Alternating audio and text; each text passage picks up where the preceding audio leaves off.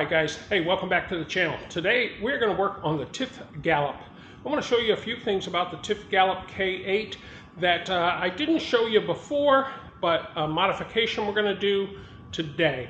Very simple. This should take 10 or 12 minutes on the video, but probably 30 minutes full real time. Let's get started. By the way, in and out, love my hat, I love it. Flat brim, not used to wearing that. All right, let's get started, guys.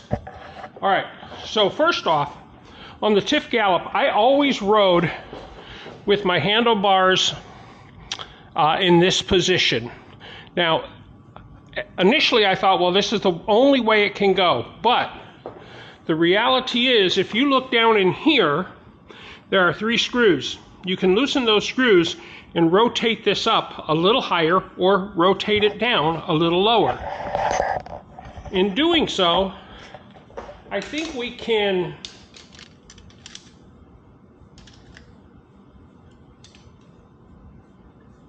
raise this up maybe another inch, which would probably make it a little more comfortable for me as a 5'11" person. This is really good for a 5'8" person, but for a 5'11" person, a little bit on the low side. So that's an option, is to release the pressure off of these, rotate this up, reset the handlebar, and then I'm going to gain that 2 or 3 inches that way. What I'm electing to do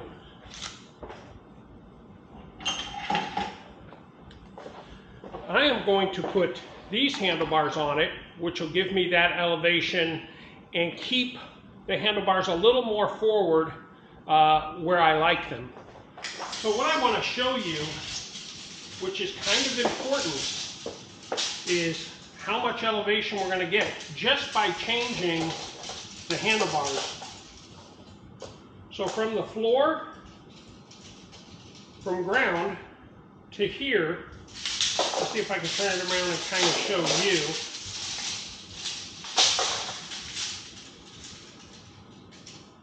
Looks like roughly 49 inches. I don't know if you guys can see that. Let's bring it out here. Roughly 49 inches to the top of the grip. And then if you go from the top of the deck to what would be the top of the handlebars by the grip is about 36 inches. I think with the new handlebars, I'm going to gain 2 or 3 inches from that. When I stand on this, as you can see, my arms are much more stretched out. I can't stand straight up because I'll lose my balance, but my hands are more straight out. So adding the new handlebars should bend my arms a little bit and give me a little bit better comfortable ride for me.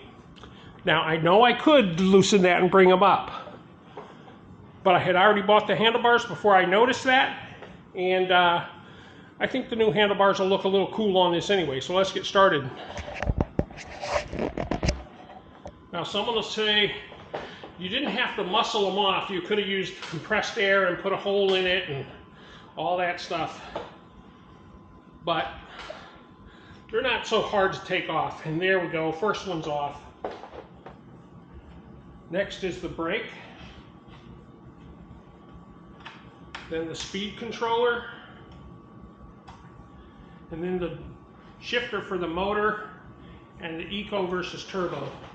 And the single versus dual motor. Okay, this side's done. Now we got to take this side off. So on this side, it's the light controller. Then you can loosen your brakes. Then we loosen the key. Now we hope we got everything loose enough to take off. There we go. Now the handlebars are free. Now we just unscrew the handlebars.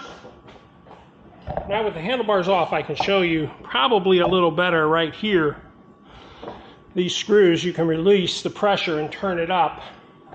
Because they're locked in on the side here, you can release that pressure there, rotate that up. And that'll make it adjustable for you if you don't want to get That'll make it adjustable if you don't want to get a new handlebars. I like this handlebar. Anyway, this is going to sit up like so. We'll screw some of these down, get them started. Once we get it assembled, we'll show you the height difference. Now the width of these are the same, so I shouldn't have a problem putting all the gear back on. Now, I didn't waste money on these handlebars because I can use them on other bikes that have flat handlebars. And I'll use the other one that came on this on a bike that has flatter handlebars than it has.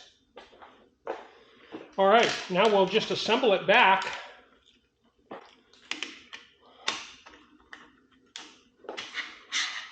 Key. But the slope up makes them a little bit harder to, makes them a little bit longer for this to get on. So, just going to loosen this. And yes, I should have did this to begin with, but I didn't think it was going to be any longer. If you look now, they're so low I could just put them on that way.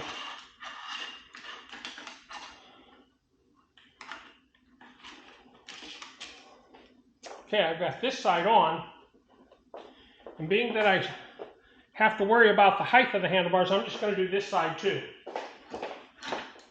Okay, now we have everything on. I'm going to raise the handlebars.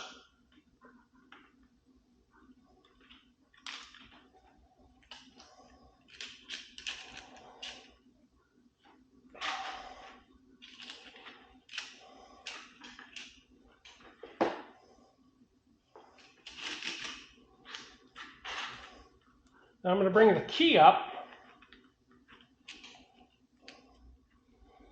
And I'm going to push it right to the limit on the inside, just at the crest of this bar turning down, right at the curb. All right, and lastly, the brake.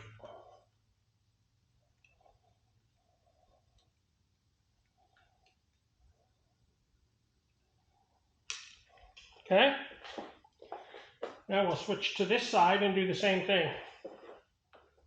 So this is the one I use for my gauging of how high that one is. So I'm going to rotate that brake handle down a little bit.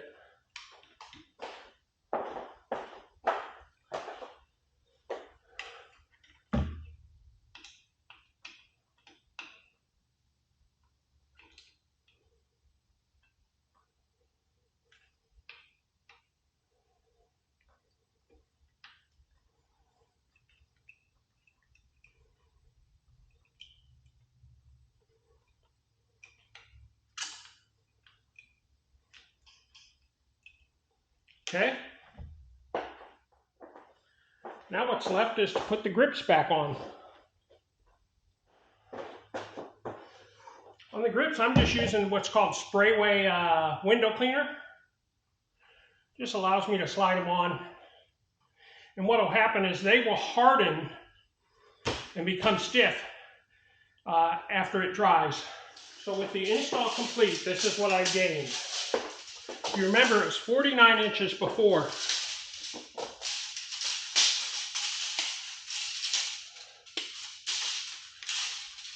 Now, we are at 52. I don't know if you guys can see it, but roughly 52. What I gained from the deck, if you remember, my deck was 39. What I gained from the deck, and this is where I need it,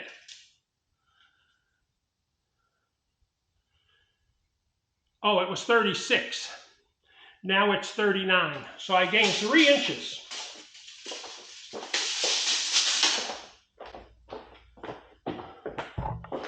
So we'll step you back a little bit.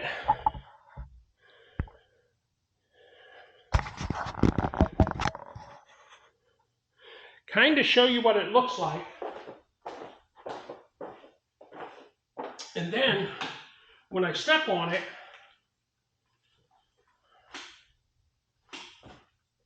feels much better. Now, I could have gained that here, some of it anyway, but I like where I gained it this way. That's all there is to it. Turn everything on, make sure it all still works.